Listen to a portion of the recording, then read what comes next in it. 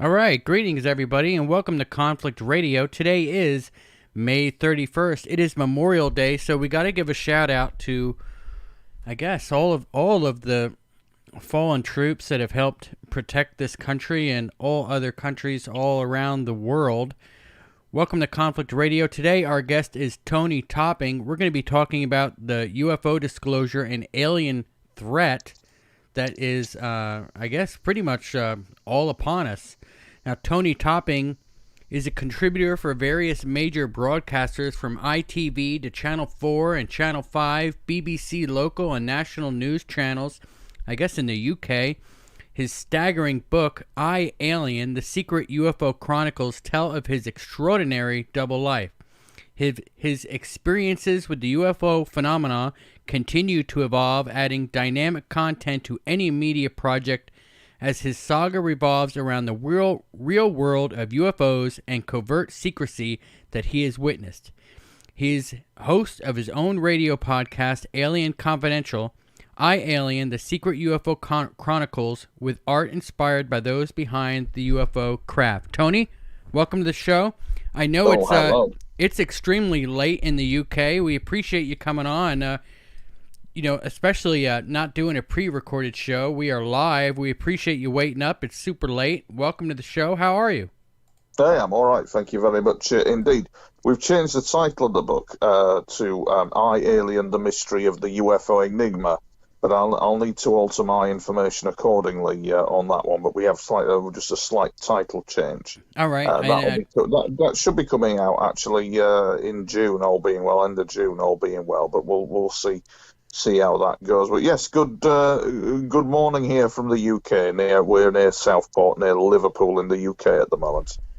Yeah, well, there certainly is a ton going on. Weren't you were just on one of the news stations there, weren't you? Yes, I was on national radio station Talk Radio, and we were discussing, what was he discussing there? We were discussing with him some recent UFO footage that I'd actually taken of a UFO actually coming in over me, and we were discussing what all that was about. And we were also discussing as well the UFO disclosure situation and are UFOs a threat, and all that kind of thing, all in the space of about 5 minutes, really, I was on for. But nevertheless, they're a good crowd here in the UK. The British media are actually quite all right with me, really. And it's part of an ongoing saga that's happened, I would say, 40 years boy and man. And I would say, Michael, as well, and this may shock your listeners, or some of them might not be able to comprehend, but the book, I, Alien, The Secret UFO Enigma, is about my clandestine life with the UFO phenomena. And at 10 years of age, in 1980 in Britain, I was walking to the scrapyard with a pram, and on that pram was various items of scrap to sell to the scrap man, because my mum and dad were broke. And I lived in a house with no heating, no bathroom, an outside toilet. Abuse was quite common back then. I had abuse going on as well. So to get from that position to the position of liaison with those behind the UFOs is no mean feat at all. And I've been to the gates of hell with it. I have been through hell with it. So I'm sat here now, and the information you might hear has come at a great personal price to me. Luckily, I'm still sat here, and I've witnessed it. I've witnessed what is behind the phenomenon. I could be classed as back in the 60s and the 50s, there was a Damski, Van Tassel, a few others. They were all known as contactees. So I could be classed as a contact experiencer, a covert witness. As I say, there was a period in my life when I looked after my mother actually for 8 years when she had dementia, and she developed an unpleasant medical condition, and the interactions with the UFOs continued then, to a point where I'd lost everything. We can get into that, or I thought I'd lost everything, and we can certainly get into that as well. I had a major incident here over the Marine Lake. It was absolutely incredible, actually. So we can get into that as well, Michael. So there you go. That's how it happened. And yeah, I think I kind of I went through a phase at 10 years of age of not knowing what was what really. My father was abusive. It was horrendous. And school, it wasn't even school, it was a war zone.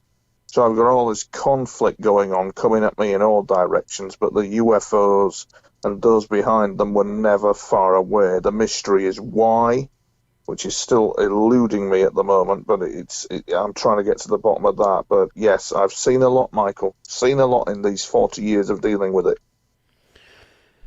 Well, it definitely sounds like we've got a lot to talk about. I guess let me give a shout out to everybody that is in the chat room right now.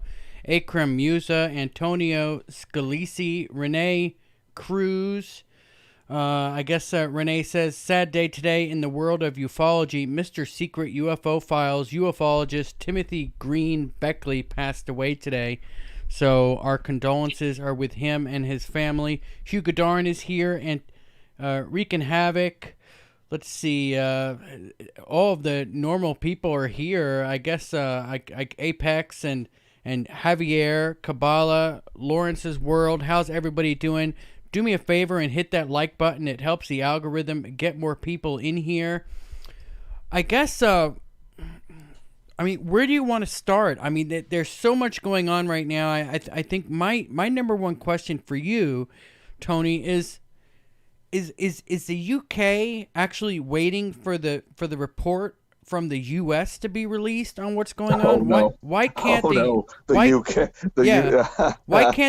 can't the UK do their own report and release their own information? I'm sure the UK has all of their own videos and stuff, don't they?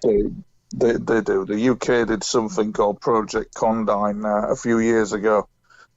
Which Project Condign is? It's anomalous UAP, anomalous aerial phenomena in the UK air defence region, and they were looking at what these things were. And the guy who did that, he was a professor who wrote it, but he's kept out of the public domain, and he's still out of the public domain at the moment. He doesn't want to give his name. He doesn't want to tell. He doesn't want to be out there with all this. He was the guy who composed this report for the MOD. And the British, kind of here in the UK, they're very smart. They know what the UFO phenomenon is all about. They do know that we are not alone. They do know that these UFOs are under some sort of intelligent control. And what is interesting is in the spin in the media at the moment, you will hear them say, especially in the US, Luis Elizondo, Leslie Keane, and a few others, we do not know what they are. We do not know what they are is the mantra. That's incorrect. They do know what they are. The US Navy certainly knows what they are. And this mantra is being constantly repeated. And then you bring in Stephen Greer into the equation, who says they do know what they are and they're not a threat. And you've got quite a combination going on there of what the hell is going on. And I think the UK, especially our military, is trying to suss out what's going on. And I actually think, to coin a Star Trek phrase, we're being hailed. I think that we're actually being communicated with for very important reasons, which are actually staggering. But I've had to deal with it, Michael, for nearly 40 years. So I've had extreme experiences with these UFOs, including them flying in and flying out again, and the people behind them, and all that kind of thing. So it's quite a battle. So the question then is, I think, are UFOs a threat? The threat, a threat. The US military has misunderstood this. They're not a threat. And if you are to narrow it down even further, if they are a threat, it's only one piece of a large puzzle. That's only one very small element. An aspect of it is hostile, does not have the intentions of, what's the word? Does not have the highest intentions for mankind, and it's a jigsaw puzzle. So, for example, Michael, Project Bluebeam, the fake alien invasion, and Stephen Greer says that they're going to fake an alien invasion.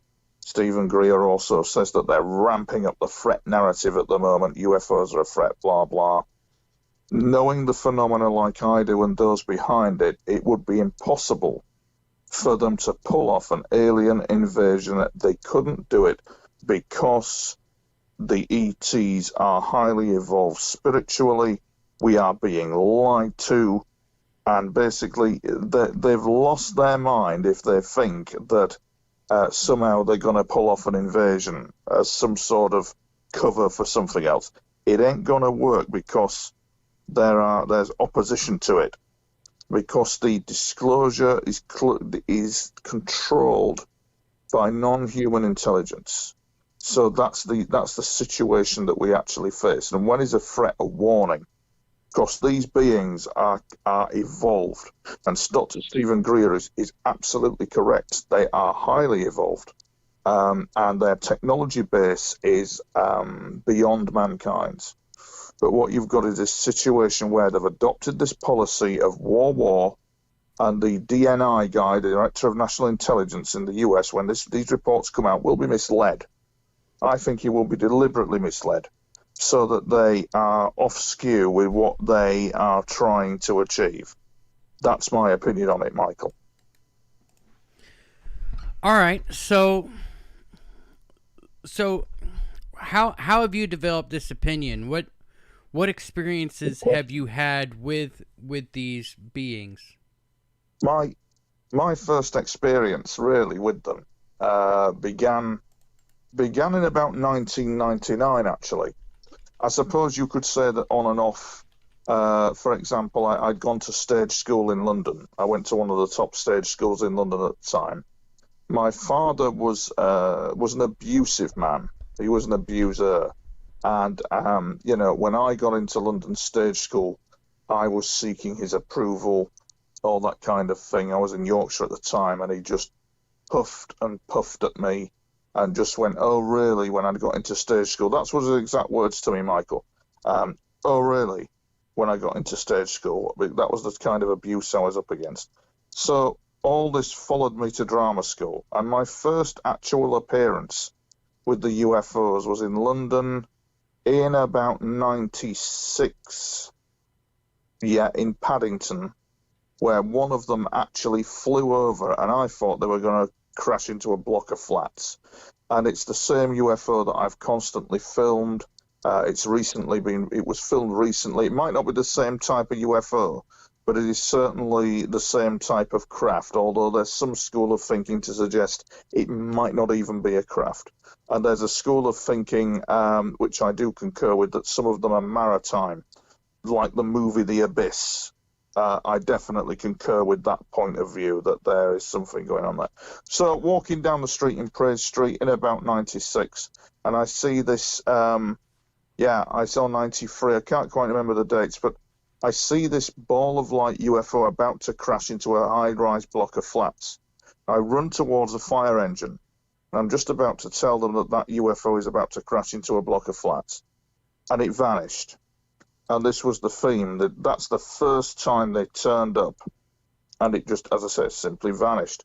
And then in my book that I'm writing at the moment, I had various disconnected paranormal warfare incidents like you wouldn't believe, Michael. And I had no explanation for them whatsoever as to what was going on. Actually, what was going on was some very advanced paranormal stuff in terms of remote viewing, not governed by the rules of time, but it took me nearly 40 years to understand that.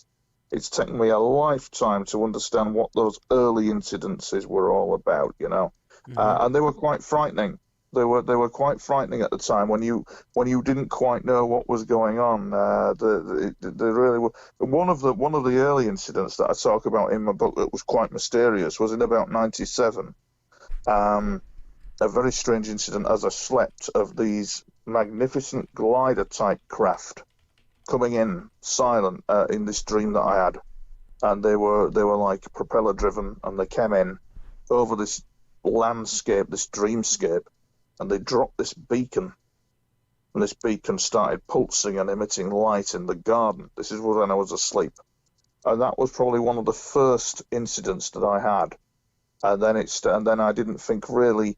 On and off, there was all kinds of things happening, which I explain in my book, until about 1999, when the first UFO came in. And it came in and it illuminated a TV antenna. So you get the effect. It kind of like it came in. It was all lights ablazing as high as the rooftops, upon the rooftops. And it looks, from the visual of it as it flies in, it illuminates this TV antenna. Now, a special effects director who's worked in movies indicated that it was not a normal aircraft. And just recently, a guy who's got his background in visual analysis and is connected to NASA and in some way was connected to the Hubble telescope system, and he does very good visual analysis. He looked at it, and he also said that is not a man-made craft. But the bit where it's illuminating the TV antenna was quite a mystery. One professor in Mexico argued that it illuminated it because it was static discharge along the line. But this guy did the other analysis, very clever guy. He said that there's a possibility that it was car headlights shining upwards with a vehicle travelling underneath it. So it's as if the vehicle had actually seen it as well. And somehow it had illuminated the TV antenna. So the jury's out on that one, Michael. But then that escalated into other forms of, in that same year, 1999, there was 3 primary UFO incidents that occurred, including 2 with an unmarked helicopter. So I've got it coming on at me full on. And I have no idea who they are or what they're doing here. I really haven't. But the theme is antennas. So every time these UFOs were flying near antennas, this is the constant MO of them, to fly near antennas. In the early days, they were actually establishing something, but I didn't know that. It took me 40 years to work that out, you see. So what do you think they were doing around the antennas? Do you think they were just trying to pick up a signal, or what? They were saying open hailing frequencies similar to Star Trek. It's quite amazing. If you apply the rule of Star Trek of open hailing frequency, that's what they were doing. Open hailing frequency. Recently, with the Nimitz UFO stuff that's been going on, the pilots have been wheeled on to tell us that the UFOs were taking evasive action against them and blah, blah. Well, my God, they will. Because you're dealing possibly with intelligences under the sea, a bit like the movie The Abyss. And the Nimitz carrier group turn up, nuked up, and they've got all the craft there. These UFOs are going to get a little jumpy with them. You're dealing with like a maritime extraterrestrial group, so these tic-tac UFOs appear. And I've never heard anything so ridiculous, Michael. Senator Harry Reid telling us that it was Russia or China that swarmed the Navy ships with UFOs. I've never heard anything quite so ridiculous. It was absolutely ridiculous. All right. To say that, you know. So I guess what I'm trying to ask is or what I want to ask next is are you sure that they're from outer space or from another planet or solar system, or could it be possible that they are ancient beings that have been on Earth all along? Well, that's a very good question, actually, Michael. That really is. The Nordics, the blonde, blue-eyed ETs, have been liaising on this planet on and off for many a year. But they never really kind of chatted to human beings as such up close and personal in the current age. So they've been around a long time. I was told by them at the height of this carry-on, I was looking after my mother. She had dementia. And on one particular day, Michael, oh my God, the poor girl, what a carry-on that was, bless her. She was losing her marbles with dementia, and I was looking after her, and it became quite a nightmare with her. And I remember one particular day when I was just completely exhausted with it all, that one of these ETs that had come in over the house, as they so often, they've been doing this since 1999 and still are. I mean, they're coming in over the Marine Lake now. They're still trucking on. She told me that this female ET, that the situation was they came from another universe, but the situation was it wasn't just another universe, it was a parallel universe, except that there in that parallel universe was planets with oceans, and they could transit very easily between their planet in another universe to our planet ocean, so that they were maritime, they were marine. So we know that one of these groups is like a marine type UFO civilization, and another group is from Andromeda. As far as I'm concerned, they're the Nordics, the blonde, blue-eyed Nordics. They're from Andromeda. And it has caused, how can I put it in my life, a bit of chaos, actually, because nobody gives you a straight answer, not even them.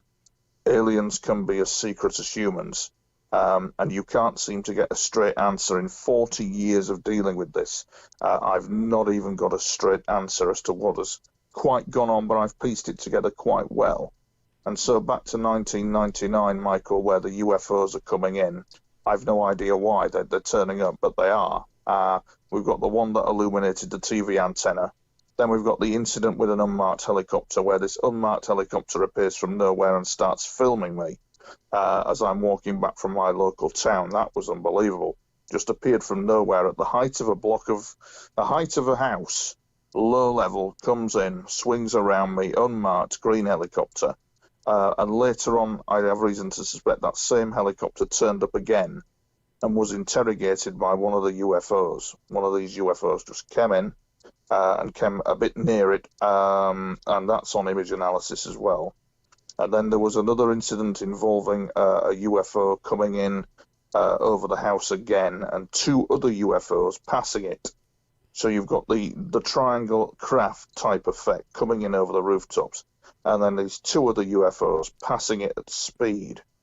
It's all about open hailing frequencies. They were giving a demonstration of they're communicating.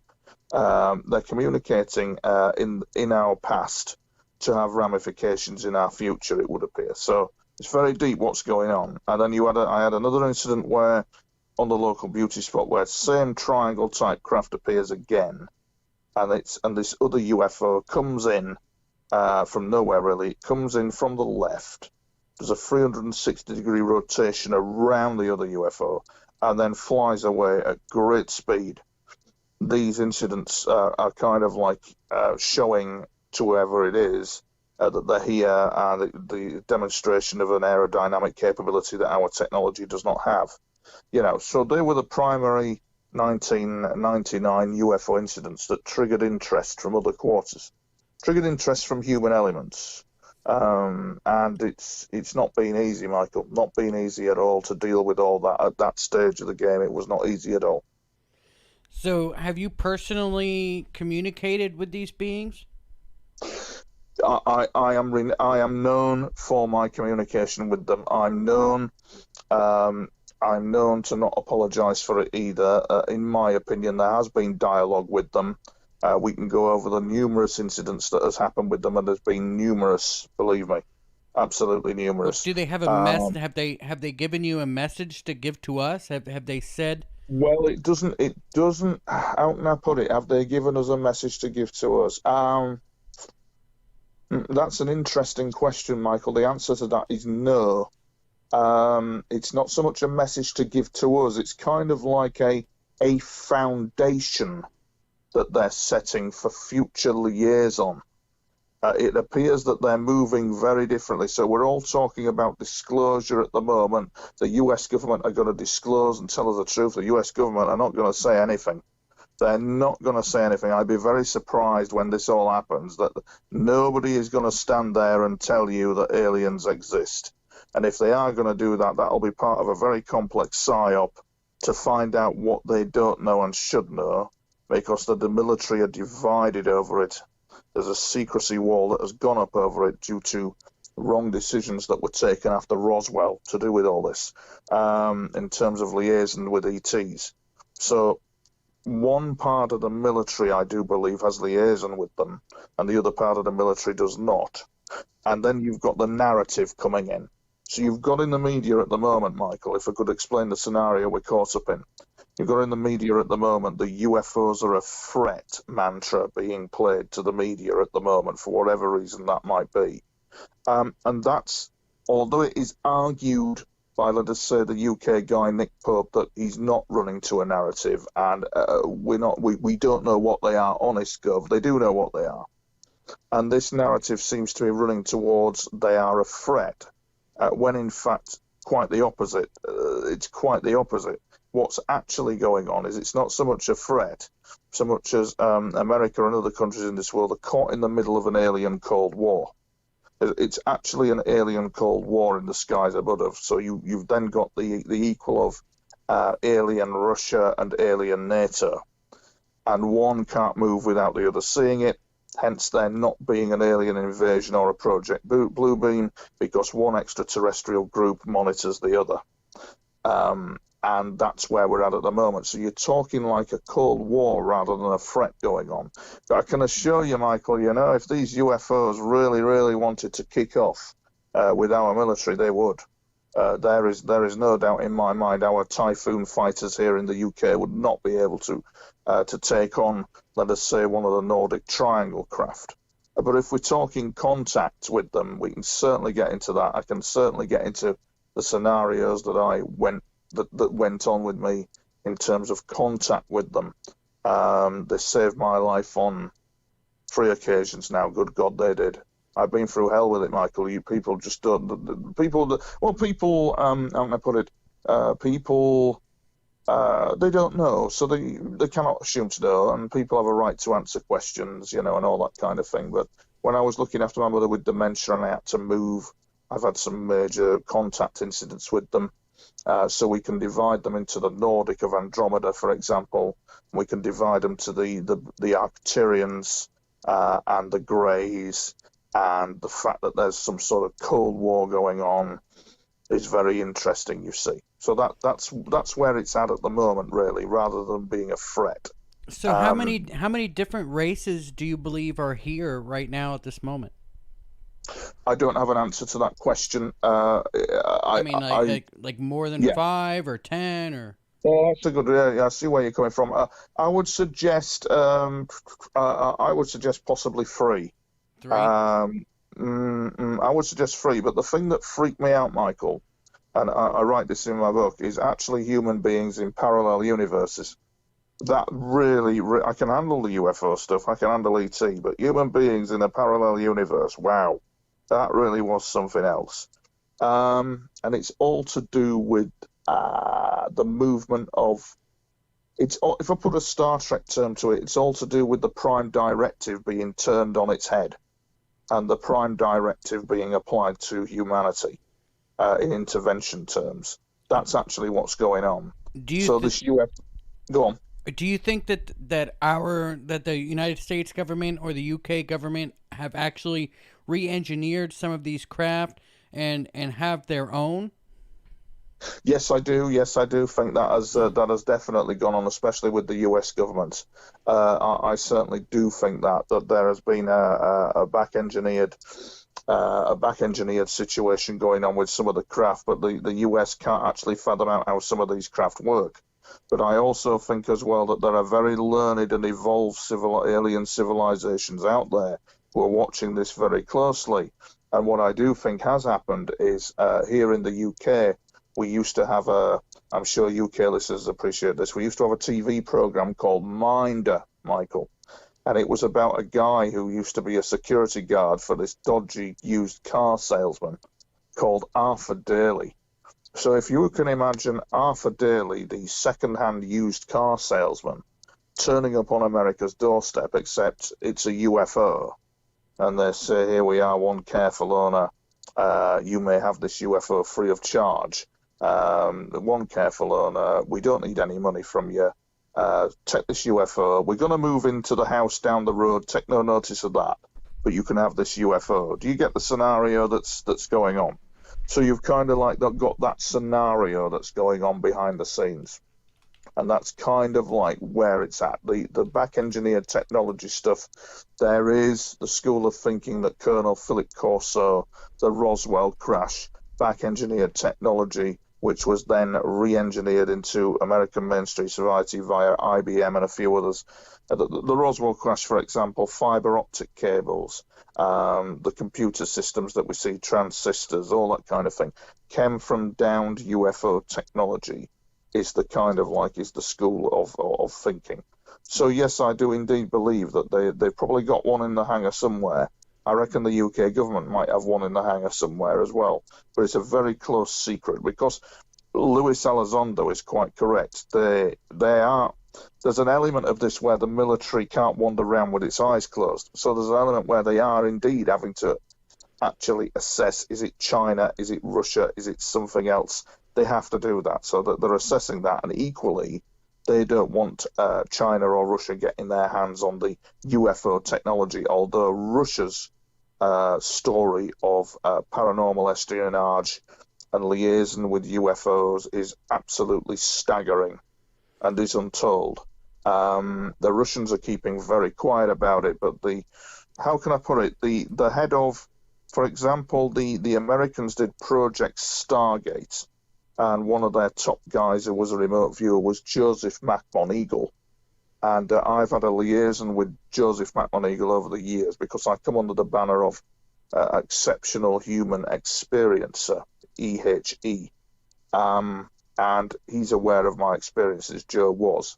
He sent me an email about something, I can't remember what it was, but he says, look up my colleague in the KGB, my opposite number, General Savin, General Alexei Savin. And I looked it up, and I thought, wow, he was in charge of what was known as a Special Abilities Unit 10,003.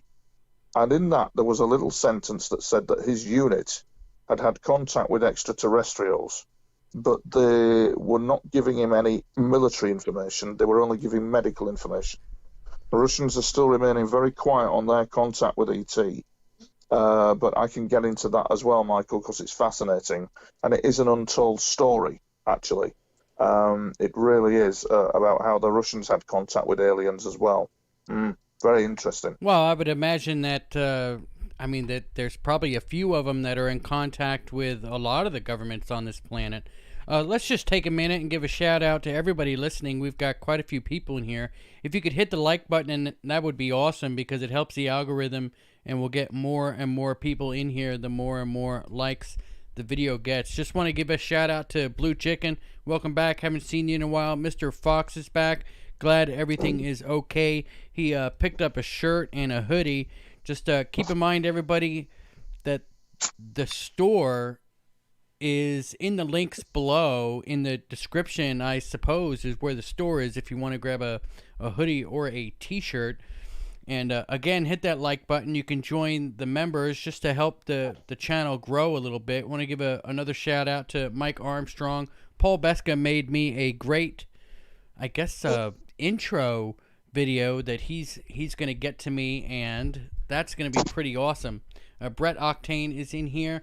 So, you know, you mentioned Stargates, and I was watching a video last night about the possibility that the United States government has Stargates somewhere underground, like we were tunneling underground and discovered, you know, we actually tunneled into a tunnel that was already there and discovered a Stargate, and that we've been going in and out of these Stargates, grabbing tech, bringing it back and re-engineering it. Do you think that that's what's happening from... No, that's not quite in real life what happens. What's written on the internet and what's going on are two entirely different things altogether. It's one of the most biggest classified secrets out there, is that it's an area that I can't really get into because of the, how can I put it, the implications of it. There is something going on behind the scenes. It is technical related, but it's on the theme of buying a dodgy used car that didn't quite work correctly and the consequences from that. So they're telling you the US government Stargate, blah, blah, blah. From what I've seen, it's a bit less exciting than that. There was something that happened after the Roswell incident that's like a missing jigsaw that caused this back-engineered technology to integrate into our society, but we still, the benefits of it, how can I put it, they have been shortchanged. It's quite interesting, and for example, Dr. Stephen Greer points it out quite well, the unacknowledged special access projects, where it's corrupt and one part of the government doesn't know what the other part of the government's doing with them. And for example, what gets to me is there is the distinct possibility that these ETs may have the cure for COVID, but they're not sharing that. And what really gets to me is not so much that they are. If they had the cure for COVID, the media would just censor them, wouldn't they? Yeah, I agree with you, but it's more this. What I'm getting at is the elusiveness of these ETs. They're elusive. They are elusive as humans, and I've had liaison with them constantly over the years, but there's this elusiveness where they don't tell you the full story of what is going on, but they're present. But there again, on saying that, Michael, I mean, on 3 occasions, especially on one occasion where I lost everything, they appeared. And when push comes to shove, they're around, kind of thing. It's very complex to explain, but we can maybe get into how I had contact with them. But in saying that, what I failed to mention was that back to 1999, we've had the UFOs flying over the unmarked helicopters, and I started to get stalked by, I can only describe it as a goon squad. And it was very bizarre what they were doing. They were stalking me. It was quite bizarre. I had some very bizarre incidents with them, including the use of mind-invasive technology on me. Back in the day, contactees in the 1960s, like Adamski and a few others, were monitored by the FBI for communist sympathies, and they were called contactees. I've coined this phrase called covert witness. Covert witness is a man or a woman who is kind of like having interaction with UFOs. They're appearing, but doesn't understand why they're getting hammer from a human quarter and why they're being stalked from a human kind of perspective on it. And that's what happened to me. And I used to have they used this mind-invasive technology on me, which was quite unpleasant, to try and, you see, back in the day, in the 60s, they were monitored for communist sympathies. But I think we can say around the world, targeted individuals, contact experiences, and can be neurally monitored. And that is not pleasant at all. So you have got this kind of monitoring of contactees going on even today in the most unsavory ways, actually. That seems to be what's going on at the moment, and that's not good either. Considering that it's your country's Memorial Day, men died on the beaches at D-Day to protect, well, and in World War II, but it just brings to mind that they took on the tyranny of Nazi Germany, only to find that a different type of tyranny has gone on mission creep regarding the UFO phenomena. There's an information fascism about it that I despise, Michael, and there really is. All right, so what can you tell us? I guess, can you tell us a little bit more about your personal experiences? I can. Yeah, I can. Kind of like, so these UFOs were coming in over the house, and they were constantly for quite a while coming in, and I can really say that the pivotal point of contact with them, when they played their hand and said, "This is who we are," began in about 2014 with me. And I remember I was going to work with the broadcaster Channel 4 in London later on in the day, on this particular day in 2014. And I remember being awoken from this most staggering vision. It's absolutely, I mean, it was mind-blowing, this vision, and it was not human. It was unbelievable. And what it was, Michael, was they kind of like, they'd been constantly flying around, coming in, going out around me constantly. At one point, Michael, I got quite obsessive with it. I mean, at one point, I was constantly going out thinking everything I saw was a UFO, when everything I saw wasn't. It was aircraft or it was something else. You know, they weren't all UFOs, but it was drilling down to what was behind them. And on this particular morning, I was awoken from this incredible vision of these giant clocks. One said 1:45 and the other said 5:00. So it was like a doomsday type warning. These two UFO Triangle craft in the vision, followed by this guy who was like, he was Nordic. I mean, he was blonde, blue-eyed. He was not human. And he appeared in this dream, and he was talking to somebody as if the microphone had been turned off. As to who he was talking to, it's took me 40 years to work that one out, but it kind of like, it makes sense. But he was talking to someone, and those clocks were distinctive. quarter to midnight, 5 to midnight, the Two UFO Triangle. It was a doomsday warning to direct it at somebody. And when you think about it, Michael, with me, some people will look, but they won't notice. So you may not have noticed that I said earlier on that UFOs were illuminating antennas. UFOs were around radio antennas. Well, but that's because they're establishing the foundations of a communication network with an Earth agency, not necessarily governed by the rules of time. And I call that in my book, in the book that I'm writing, the chronicles that I've written. I've got a diary in the book of everyday goings on, time and date, from about 2001 to about really now, or just a log of all the incidents. And I realized that I was part of an asset in a special contact operation that was going on that I call SCOVs. SCOV, Special Contact Operation Very C, I called it. Very C, whereby the future verifies what we see. So it's an incredibly complex operation that involved ET and humans, and it develops. So all this disclosure and this threat stuff that we're seeing are the foundations of something else. It's going to evolve into something else. At the moment, we're in the early foundations of it, I do believe. And disclosure, they're talking about disclosure, but disclosure in terms of the pace of aliens is about 100 years. So you're talking maybe 100 years from now, quite a routine liaison going on with them. But at the moment, they're playing it very close to their chest as to what they're doing and why they're doing it. But this guy, this Nordic blonde, blue-eyed guy, as I say, and he was speaking to someone as if the microphone was on mute, and that's very interesting indeed, because that was at the height of the Ukraine crisis in 2014. The world was being taken to the brink. And it happened again recently when Russia once again turned upon Ukraine's border, military build-up, and then backed off. Because Russia's paranormal warfare units probably knew where that was leading, and that was leading to, once again, disaster.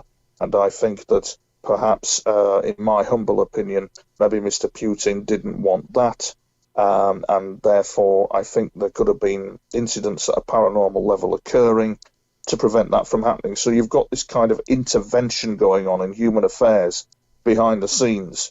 Hence me saying that the prime directive is turned upside down. You've got some sort of alien intervention going on to prevent this from happening, you see. So this guy, he was a Nordic. He is a Nordic. He still is a Nordic guy, and I never knew his name, Michael. He's never told me his name, but on a couple of occasions he has saved my bacon on a couple of occasions. There was one incident where I was looking after my mother. Oh my mother had got dementia. At first, it was as if nothing was happening with her, and then it escalated and escalated, this dementia condition, until it completely shut her down. It was, dementia is a terrible thing. And at the time, I recall, it was Christmas period, where everybody had gone down with flu in the town, actually. The carers, the carers couldn't visit my mother, because they had got flu as well. Are you still listening there, Michael? It appears very silent. Are we still online? No, yeah, we're here. We're going. Just checking. I was just checking my line. Yes. So so what happened was the situation was trying to care for my mother. Bear in mind that in 2014 they'd put in their first appearance, and then numerous things happened with them during that from 2014 onwards. Kind of like so much went on with them. That my diaries tell me that they were straight in front of my eyes, but I didn't notice. There was a lot of stuff going on, a lot of liaison going on. They were active. These Nordics were active with an Earth agency. So could you describe the Nordics a little bit? Are they the tall white guys? Yes, I can. I certainly can. The Nordics mirror humanity very closely. They're from. You'll hear a lot of contact experience. Alex Collier and a few others talking about Andromeda. Well, Andromeda is actually where they come from, and they mirror humanity very closely. They have a command structure like our military in the UK or the US. They do. They definitely do. And I know for a fact that they appear, from what the Nordics tell me on and off over the years, with the liaison with them, which has all been a bit drip, drip, drip with information. But I got the gist from them that they have a judiciary. They have like a justice, I don't know, policeman of the universe, something like that.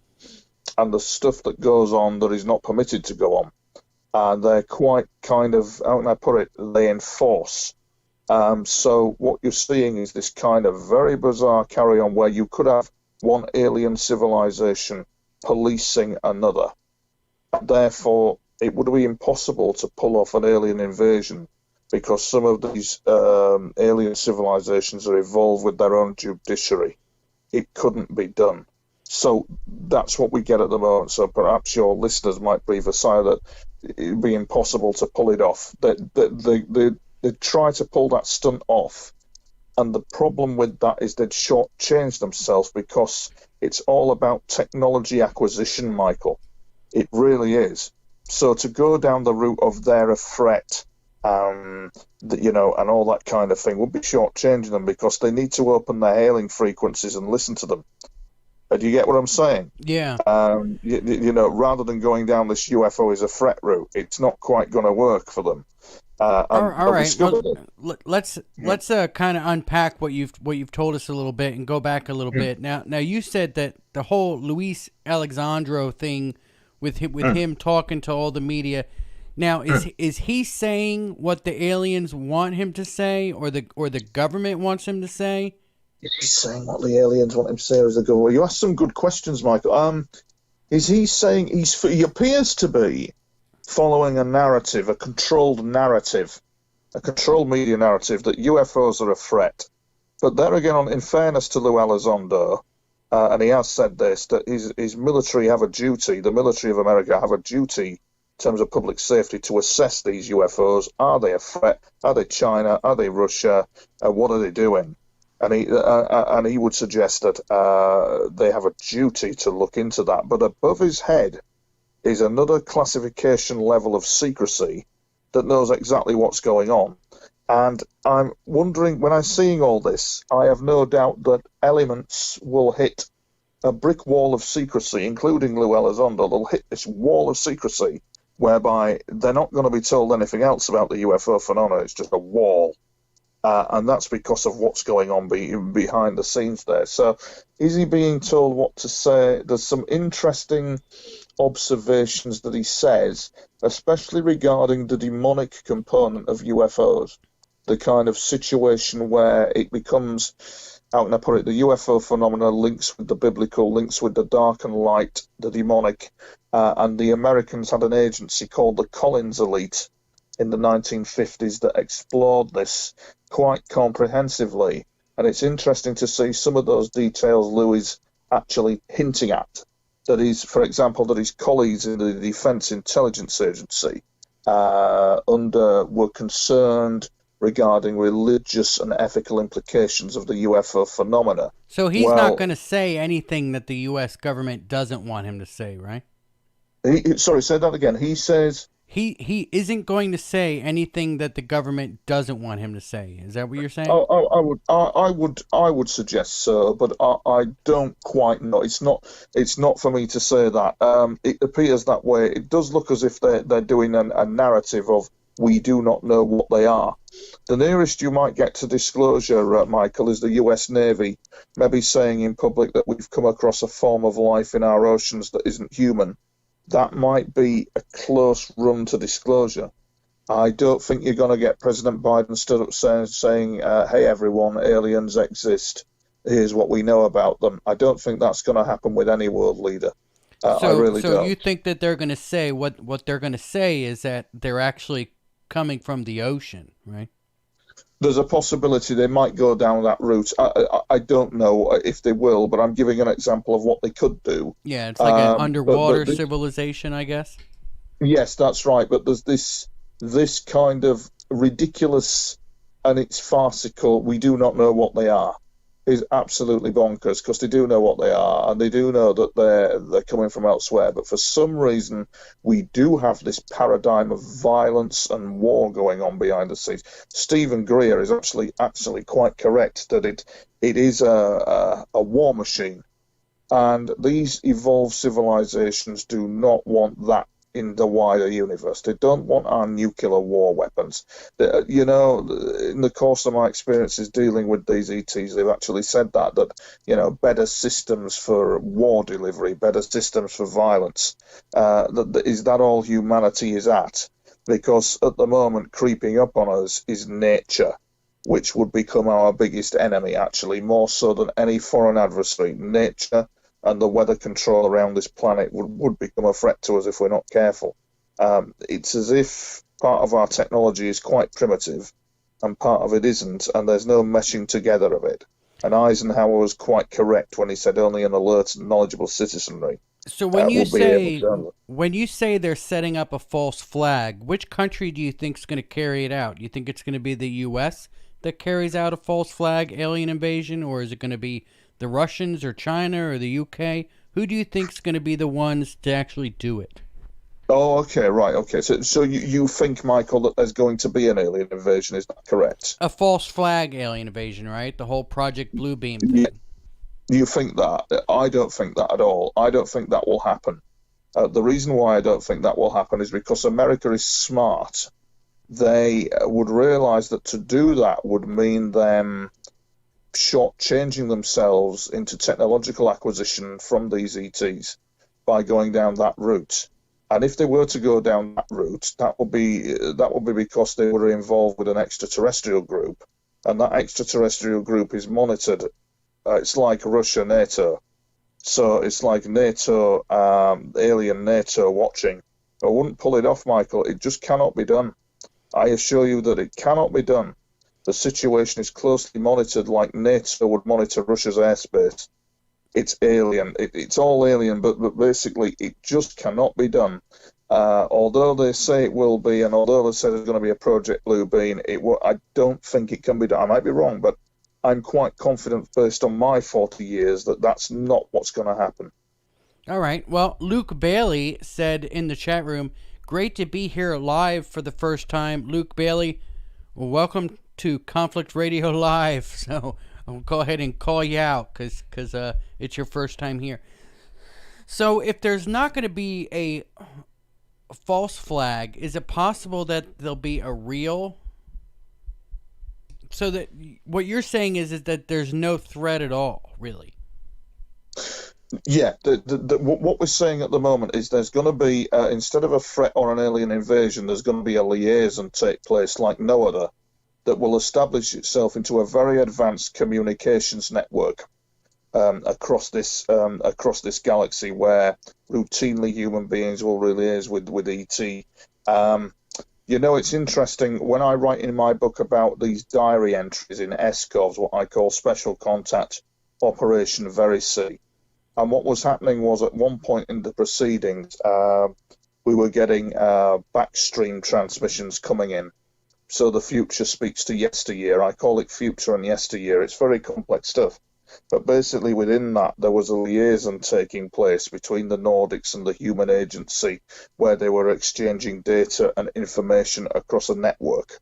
And that's exactly what's going on. It's very complex, but it would appear, if you watch the movie Tenet, you will see what is fascinating. It's getting a bit sci-fi, I know, but what is fascinating with Tenet is that the whole premise of that sci-fi film was about a reverse time.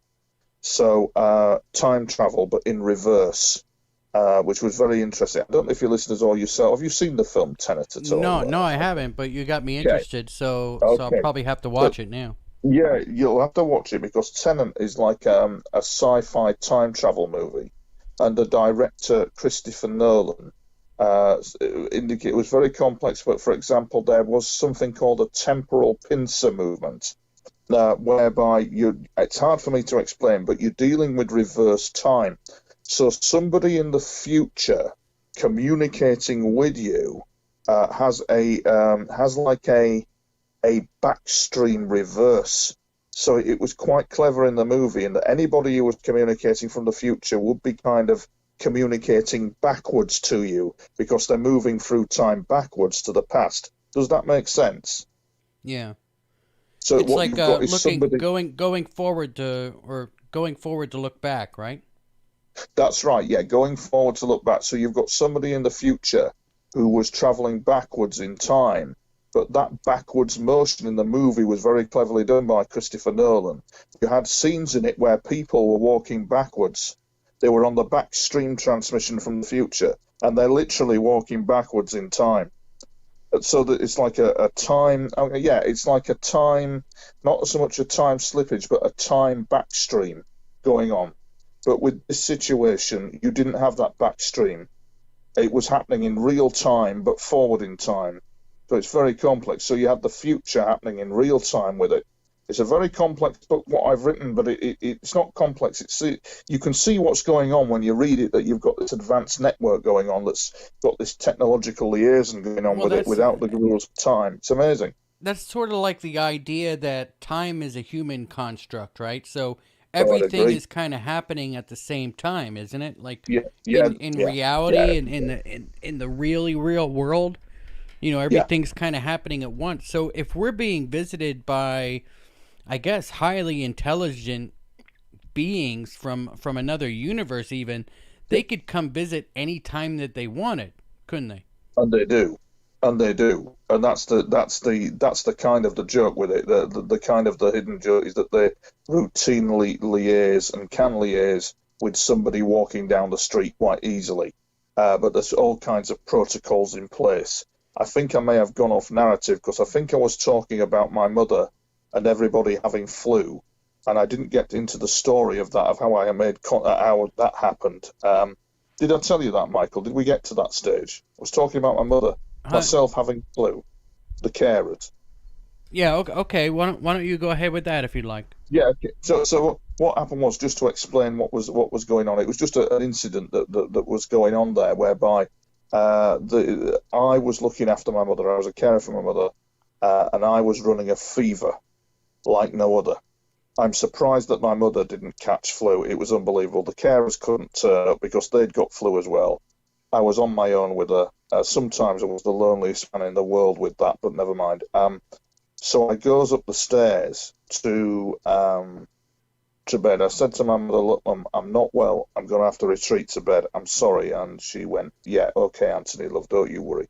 Goes up the stairs, and I find myself, Michael, absolutely going off the wall with my temperature, to the point where the room's spinning and I'm going delirious with it. That fever, just this fever, I just couldn't get rid of it. And I fell asleep. Next minute I know, I'm kind of like in this dream. There's a knock at the door. And I goes down, says, "I'll get that, Mum." Goes down the stairs. This is the kind of the reality that you get into. Goes downstairs, opens the door to discover the Nordic guy stood there, asking how I was because he heard I was not well. It was extremely bizarre. So you've got this guy who isn't human that's knocked on the door, as if it's all perfectly normal, and he'd parked the craft outside, kind of thing. And then you hear this kind of, I don't know, this wah wah sound, this kind of strange movement going on, and I definitely know that I was aboard their ship. I definitely know that. And we went out in that craft to a place called the Ribblehead Viaduct. I don't know why I went to the Ribblehead Viaduct with him, but it would appear that was the place I went to. And I remember him looking at this structure, this magnificent bridge structure that trains go over. And I remember his last words were, "Tony, that is a magnificent structure." I woke up back in the room. There were about 4 to 3 hours of time lost, and I was cured of my fever. And I was able to look after my mother. All symptoms of illness had gone. So that's kind of like one of the many contact situations that I'd had with them, where they'd come in and intervened. And I think that kind of takes us very nicely to kind of like the situation where I lost everything, and they were there, Michael. I have no doubt in my mind they were there. and I can get into that with you as well. I don't know if your listeners have got any questions or anything All right. like that. Well, But Brett yeah. Octane wants to know, what about this parallel universe, Tony? Can aliens go from universe to universe? And is it that there are different people in the parallels or duplicates of us? That's a really good question. There are, from what I can see, what I witnessed, there are duplicates of us. The biggest shock of all, I'll tell you the story. Even I mean, I can deal with the alien stuff, Michael. I can deal with the UFOs, but this freaked me out. It really freaked me out. The fact of the matter was, a few weeks ago, actually, I know that strange stuff goes on with me. I mean, it can get quite hair-raising, to be quite frank with you. And I know that I was having this very strange dream of being lost.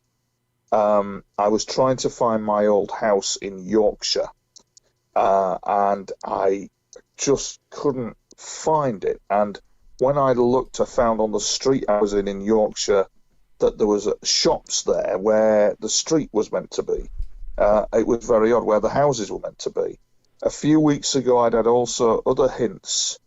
I was walking through a park, and I had a subtle hint that I was kind of like not in this universe. I was in a parallel universe. I remember, it's bizarre, Michael. Even I find it bizarre, but I remember looking at the park benches that they had, which were not like our park benches. That was the most bizarre thing that stood out, you know. And here's a real interesting thing for your listeners.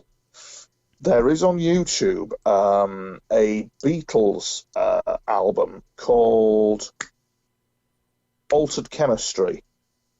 And what it is, it's the story, just before I get into my story, of a guy walking down the beach to meet somebody else who says they're from a parallel universe where the Beatles never split up. And this is their album called Altered Chemistry. And according to this bloke, he got a tape given to him with these tracks on it. It's on YouTube, where the Beatles have composed music in a parallel universe where they never split up. It's interesting to note the comments on it, because on YouTube the comments are from sound engineers who cannot get their head around the fact that they're not listening to a mix of recordings. They believe that they're actually listening to something that's gone on in a studio and not a mix of previous old recordings rehashed. Yeah. And they can't get their heads around that. These sound engineers can't get their heads around this. And that was kind of like the alternate universe the Beatles one. It's fascinating. And so I was shocked to discover, as I say, I'm wandering around trying to find my house. And this lady on a bicycle came up to me and said, "Are you lost?" I said, "Yes, I am." She said, well, she said, "You're in Oxford. You're in a parallel universe. We're 10 years behind you. And our Prime Minister is Alan Johnson." Now, the 10 years back, that fascinates me, because I understand NASA had done recent research to indicate that there was some sort of universe moving back in time rather than forward. So for her to come out with that remark was absolutely fascinating.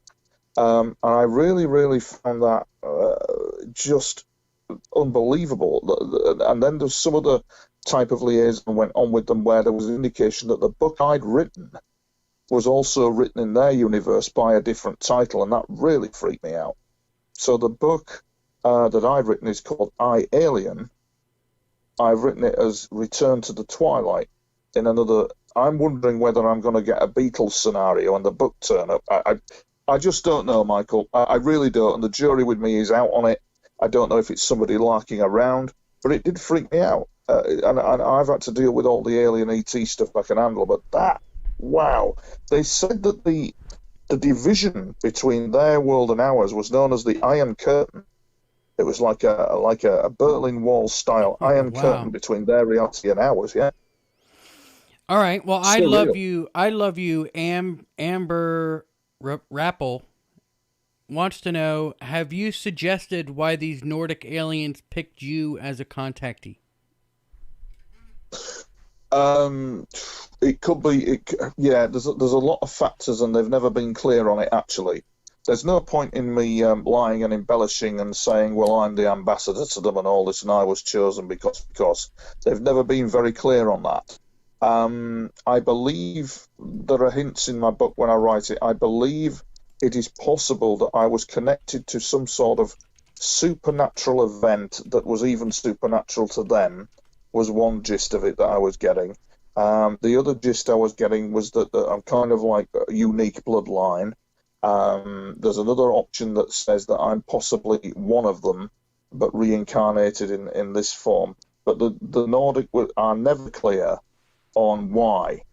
And I've had, honest to God, I've had liaison with them. They're quite active. They're as real as day. But I've never had a clear reason from them as why. And that's not fair, really. But there's never been a clear reason, Michael, given from them as to why this has all gone on. No. All never. right. So you believe in reincarnation, and that we could be reincarnated as an alien being, or aliens can be reincarnated as humans? You got it. Yeah, you got it. You got it. Very perceptive. Yeah, that's absolutely right. So it could be that could be something like that. It could be that I'm rare bloodline. There has so far to date been no clear explanation given as to why.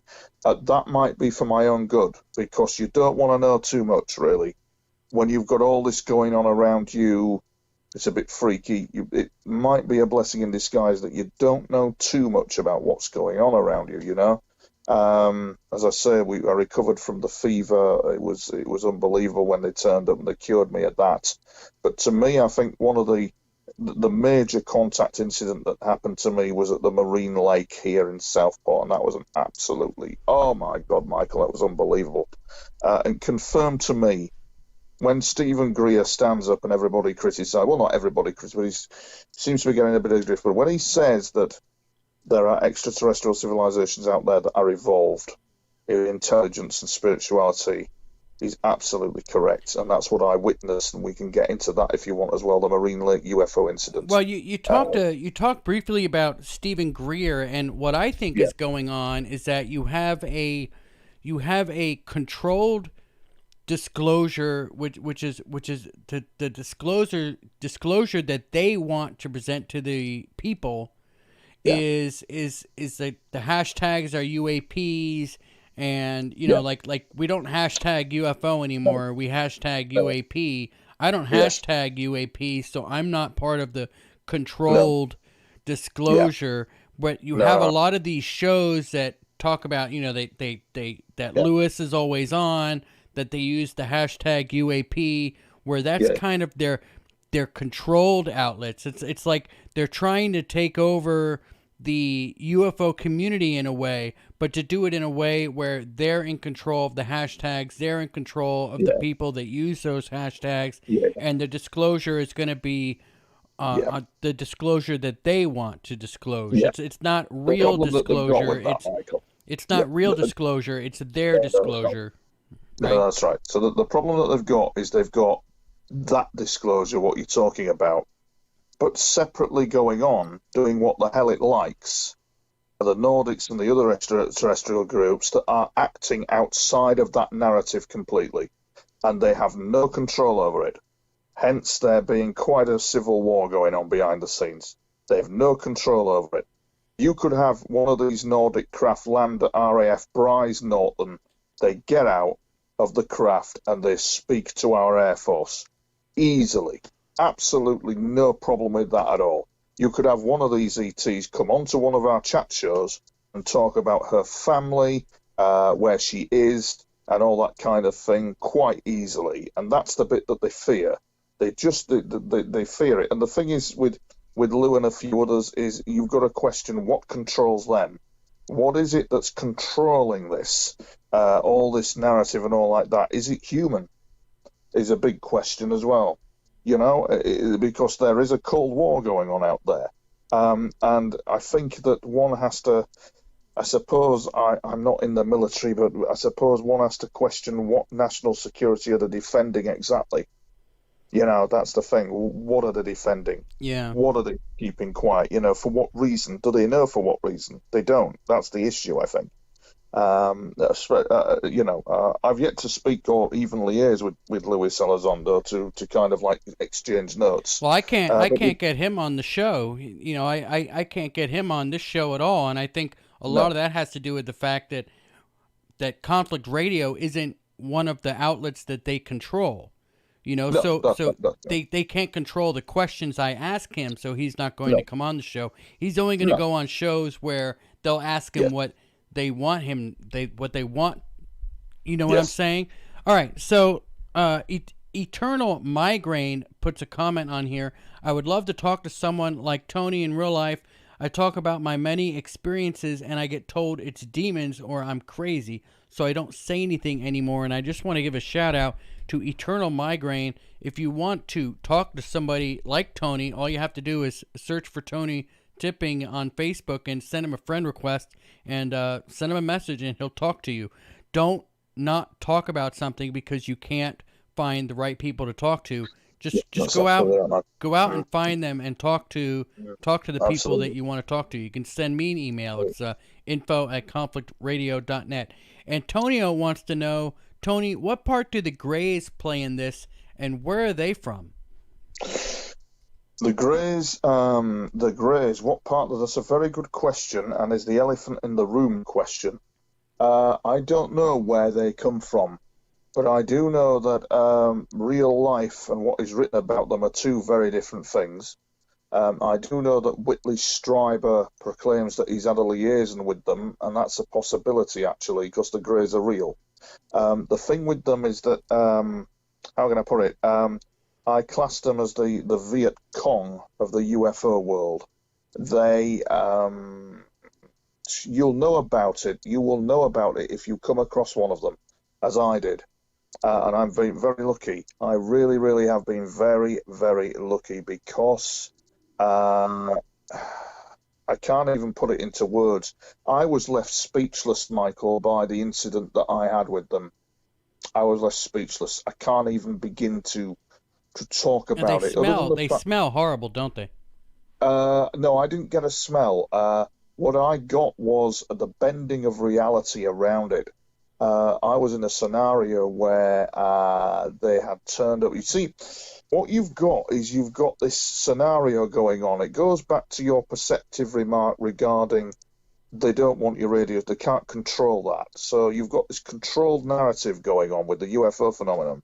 And yet outside of it, you've got the Nordics and other extraterrestrial groups that are not complying with this controlled narrative. And so what happens is you've actually got a crazy scenario going on of projects going on at one level and projects going on at another level that are actually alien. And one group does not like what the other group is doing.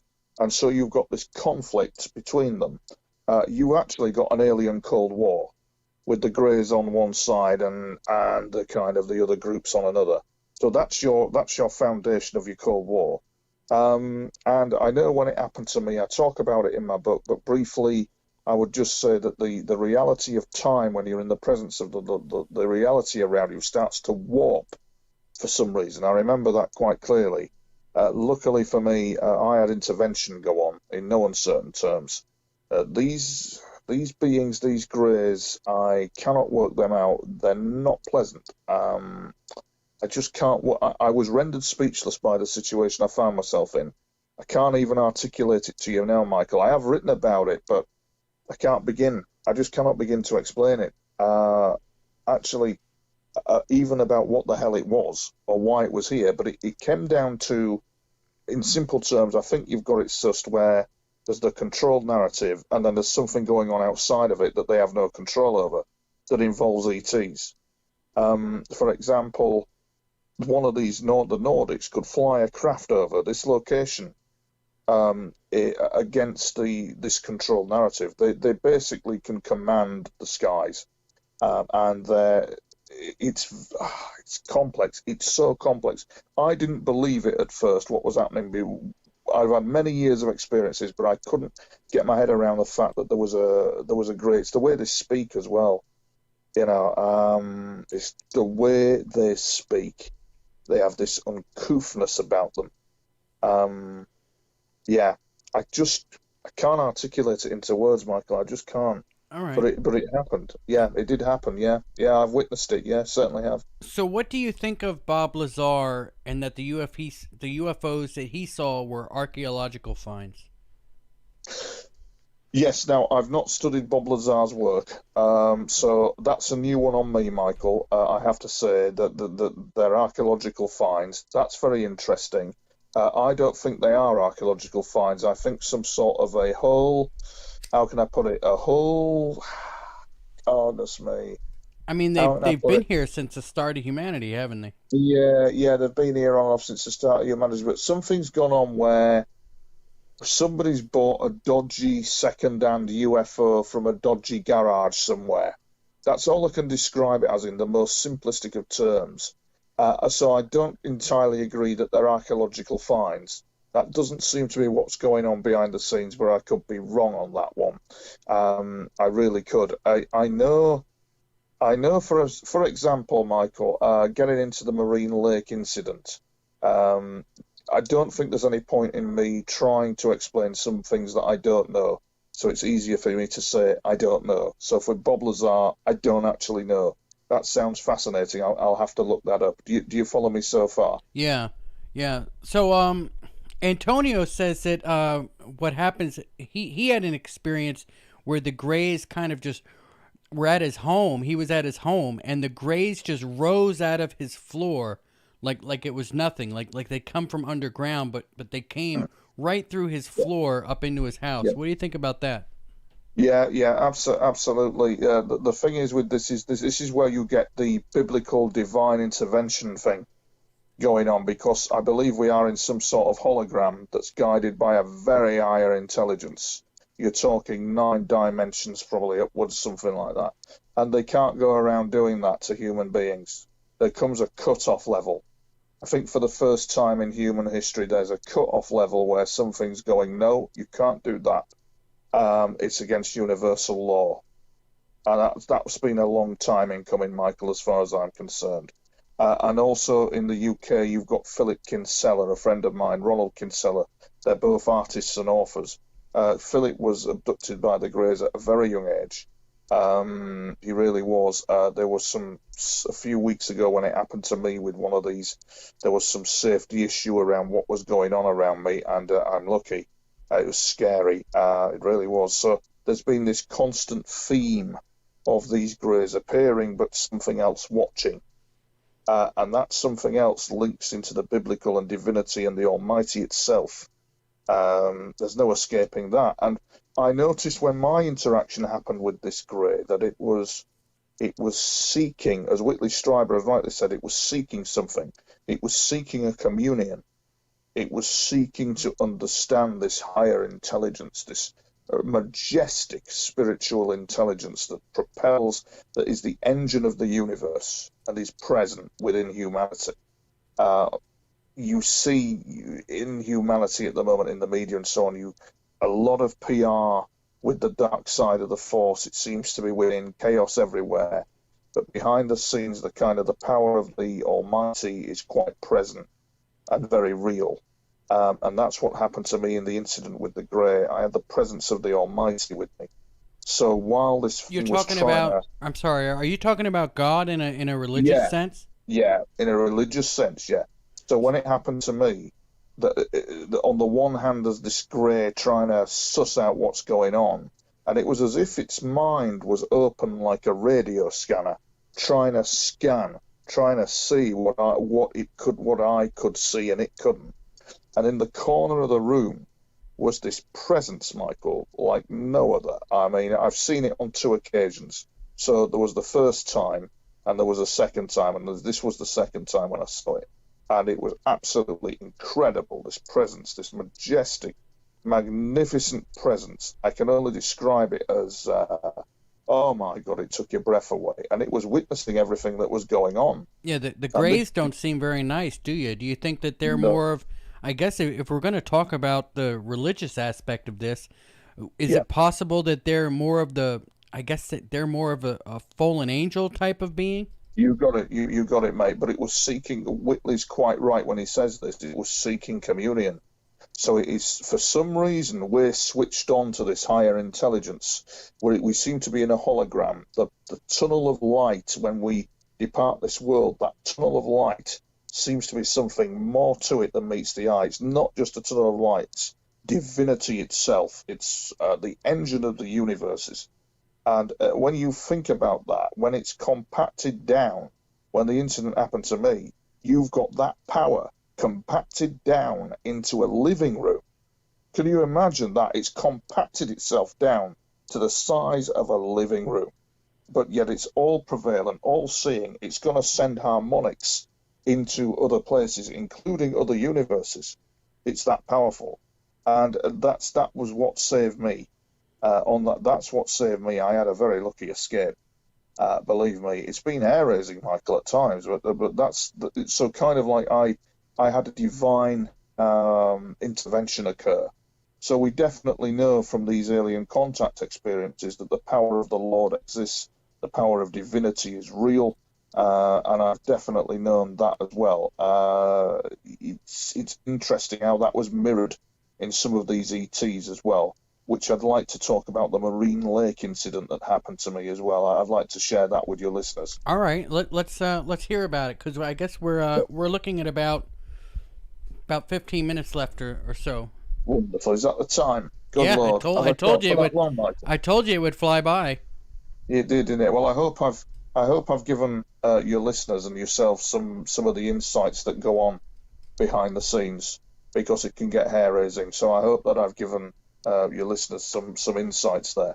But what happened to me was my mother had dementia, and she started shutting down on me. It was absolutely tragic, and I lived in this house in Yorkshire, and I was trying to look after her, and there came a level with dementia where it completely closes the person down. It's cruel, and that happened with my mother. It was a very dark day when that happened. She shut down completely on us. She had to be put into hospital. I remember, Michael, I don't know in America, but here in the UK, if you're a carer and you're in council accommodation, local authority housing, as we call it, they want you out of the house. So this is a problem in the UK with a lot of carers. They're caring after their parents, but then that poor relative dies, and then they want you out of the property. And that's what happened to me. They wanted me out of the house that I'd lived in since '86, and I had a homeless problem on my hands. This was in 2018. I had this homeless problem now. So I had to find a place. I managed to find a place. Let me ask you. You're saying in the UK, if your parents own the house that you're living in and they die, you have to leave that house? No, this was the local authority. No, we didn't own the house. We rented it from the local authority. Oh, okay. So if we'd have owned it, there was a problem with the local authority and my name on the deeds. Long story. But basically, the gist of it was I lost my mother. She died. It was horrendous. I lost my mother. At the same time, I had to move house. And at the same time, I had to have major hernia surgery all in the same year. My belly button was 3 inches extended. That's how bad the hernia was. I'd been looking after my mother. I hadn't had time to sort it out, and the surgeon who was going to operate it on it became very concerned about it because it could have medical consequences to me. Needed to be seen to. I managed to, by a miracle, find this beautiful flat in Southport where I've lived and written my book. Didn't think that would happen. But I lost everything, Michael. It felt like I'd lost everything. I'd lost my mother, lost the place I lived in, and I had to have major surgery all in the same year. And I was a broken man. I was broken. And I came to Southport. I remember they had to do the operation on me. And after the operation, I was wandering around in the day with complete exhaustion. I was collapsing here, there, and everywhere. I couldn't understand it. And then an incident happened where I explained to somebody in your country who's a contact experiencer who had liaison with the UFOs that I was being absolutely hammered and needed help. It was quite bizarre. The Nordics were nowhere to be seen when all this was going on. That was equally bizarre. I can't get that was bizarre, but basically we'll stick to the situation. I remember this lady coming back to me from the US and saying, "Oh my God, You're being targeted. Let me have a word with those I am in contact with, and this is where it gets this is where it just gets fascinating. So on this particular afternoon, I remember it quite well. I'm exhausted again, Michael. I've been operated on. I'm recovering from surgery. I've lost my mother. I've moved house. I'm not in a good state, and I'm exhausted. And I went out onto the marine lake and sat on the bench there in this state of exhaustion. And I remember, next minute I look up to discover this triangle craft with 3 distinct pink lights on it hover in the sky for about 10 seconds over me. And then in the distance, I saw this very bright white ball of light fly from left to right across me. And I felt the exhaustion suddenly lift from me. And it's never been back since. And it was exhaustion like you wouldn't believe. And it's it's just never been back since. And later on, I think maybe the day after, the day before, I'm not clear on that, but it was kind of like I was asleep and I had this incredible vision of this alien woman with like a bald head, but green in colour, but very human, but not quite human, but absolutely beautiful. There was a beauty about her, this serenity, this feminineness about her. And she said to me that even though our technology is advanced, we don't always hear what goes on, she was saying, as aliens. We don't always hear the full. But they were told that something was going on with me and they'd come to investigate. And it turns out that they were from Arcturus, from what she said. And it turns out that a few weeks later, I've got the photo of it, they came in again over the rooftops in this emerald green UFO that was actually seen in Liverpool as well. It was seen in Liverpool a few months ago, actually. But they came in again, and they're present. They're here. And they're very learned, and it seems the other ET groups seem to hold them in high regard, these Arcturians. And I'm glad that they're here, and I cannot get over the splendor and feminine beauty of this alien woman. She was evolved, and it gets to me, Michael, because that means that we are being effing lied to about them being a threat. That woman was evolved, a highly intelligent being. And it really, really annoys me when you witness that, only to be told the opposite. You're being lied to. It's a lie. Well, I would imagine if they've been here pretty much since the start of mankind. I mean, if they were a threat, they would have been a threat long, long ago. Oh, God. Oh, yeah. Oh, my word. I mean, we've seen that. I've seen that on numerous occasions with them, whereby our military aircraft have been flying around in their vicinity, and they've come in and gone out again before the military craft has even seen them. And they do have the capability to take down an aircraft quite easily. They do have that capability about them. But they're a different level of intelligence. They're a different player in the field. You know what I'm saying? And so what happened was this lady, this alien, inspired me to do the digital art that's in my book. There's some amazing digital art that I've done in it. And one of them is like an image. It's a celebration of her. And it's called, I call it Avatar of Arcturus. It's a magnificent image to celebrate the incident of all I had been through, and then meeting them and my exhaustion being cured near the marine lake here in Southport. And my friend Jason is doing a 3D print model of the actual incident. He does models, Jason Gleaves, you should have him on as a guest on your show. And he does all the image analysis for me. Because you can't just film a UFO, Michael, and put it up there. He does all my image analysis, the photograph angles and what it actually is and its shape and all that if I film something, you see. So he's going to do an actual mock-up model of the incident at the marine lake here in Southport, which is forever etched on my mind. It really is, and she was really something else. It was just spectacular. And as I say, the fact that she returned again with the emerald green UFO, and they're there. There's no getting around it, Michael. They're there. Yeah. Are there also reptilian type aliens as well? I have to be honest. I've never actually seen one. Okay. I've had 40 years, but I personally have not seen one. And that's not to say, by the way, that they don't exist. It's just I've not seen one, Michael. Not seen one. Yeah, No. there's also I guess rumors of some kind of praying mantis type alien. Have you Not seen seen any of one of those? them either. Okay. No, that often puzzles me, the mantis one, because I've never seen one. In fact, what is the kicker is that they look like us. You could actually effectively walk one down the street with a disguise and get away with it. They look like us, and yet they don't, strangely enough, but they do. It's like Corey Good, and his avian chicken thing. That thing going on the internet, I think, a few years back, where he was talking about the blue chicken aliens that look avian. Do you remember that? Does that ring any bells with you? No, not at Yeah, all. okay. Blue Corey chicken Good and aliens. David, I know who's gonna yeah, love that. yeah, yeah, avian-looking avians that were blue chicken. Your listeners might know exactly what I'm on about with this. Yeah, exactly. But the thing is that there is a group of ETs out there in the years of experiences I had that look slightly avian, that look with this distinctive hook nose that they've got.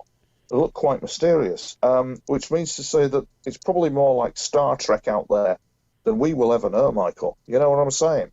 And so there's, as you say, there's all this narrative and they're a threat, blah blah. It's time to open the hailing frequencies and see what's going on as far as I'm concerned, because we could learn a lot from them. We really could.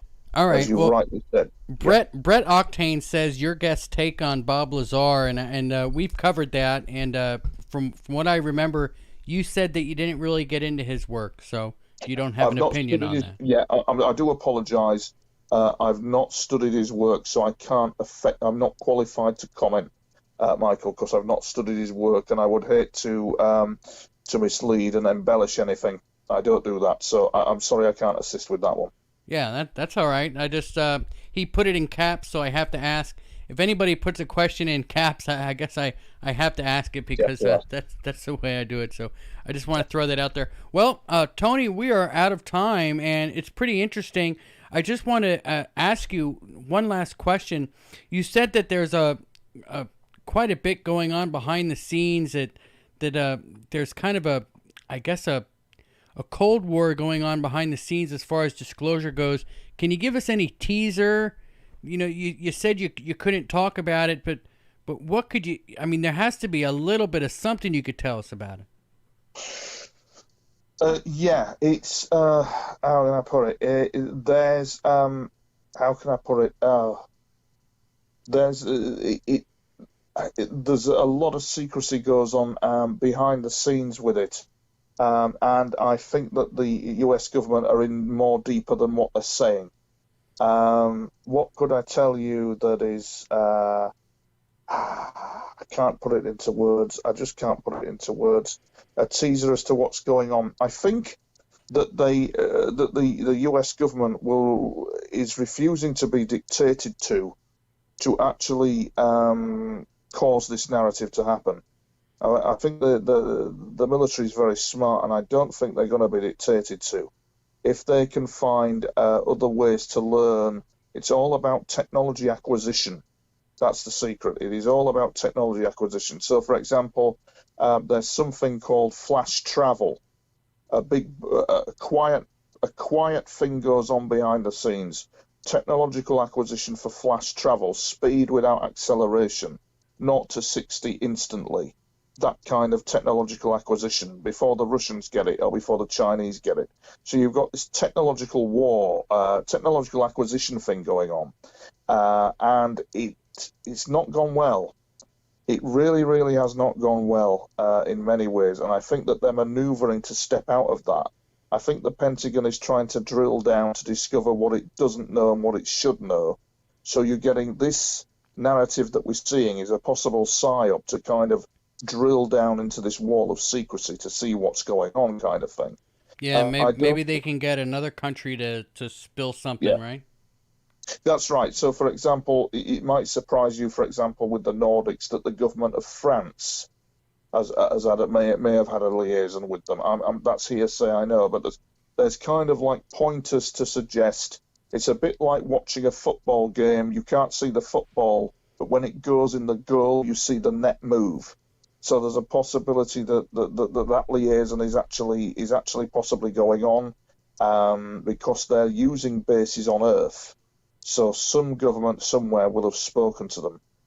They would be daft not to, and equally in terms of technology and the governments like the US, they would be daft not to open the hailing frequencies to them instead of getting ready to nuke them. All right. And I think that's what's going to happen. I think there's great hope, Michael.